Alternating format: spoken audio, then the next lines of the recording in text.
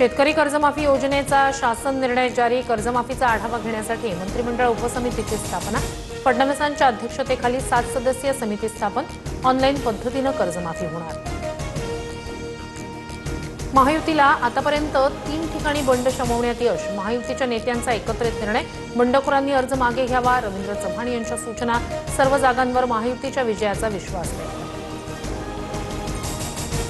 विधान परिषद निवडणुकीत शिंदेंच्या सेनेतील 2 बंड शमले।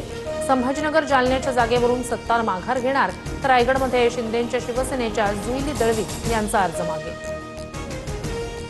आमचा मोठा भाऊच आमच्याकडून सत्ता हिसकावून घेतोय। स्थानिक पातळीवर आमचा रोष। मुख्यमंत्री फडणवीसांशी चर्चा करून निर्णय घेणार, अब्दुल सत्तार यांचं वक्तव्य। भाजप शिवसेनेला संपवतोय असं काही नाही, नाराजी दाखवण्याची एक लिमिट असते। मंत्री संजय शिरसाट यांचा अब्दुल सत्तार यांना खर्च आहे।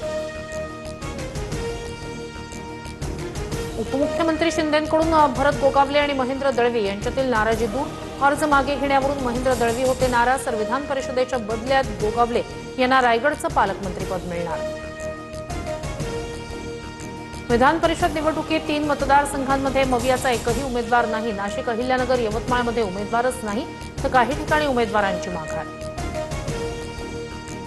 नाशिक विधान परिषदेची निवडणूक एकतर्फी दिसत होती, त्यामुळे अर्ज न भरणं ही चूक नाही, संजय राऊत यांचं भाष्य। तर राऊतांनी जाणीवपूर्वक उमेदवार दिले नाही, भाजपच्या नवनाथ बन यांचा निशाणा। सोलापूरमध्ये विधान परिषद निवडणुकीत काँग्रेसला मोठा धक्का।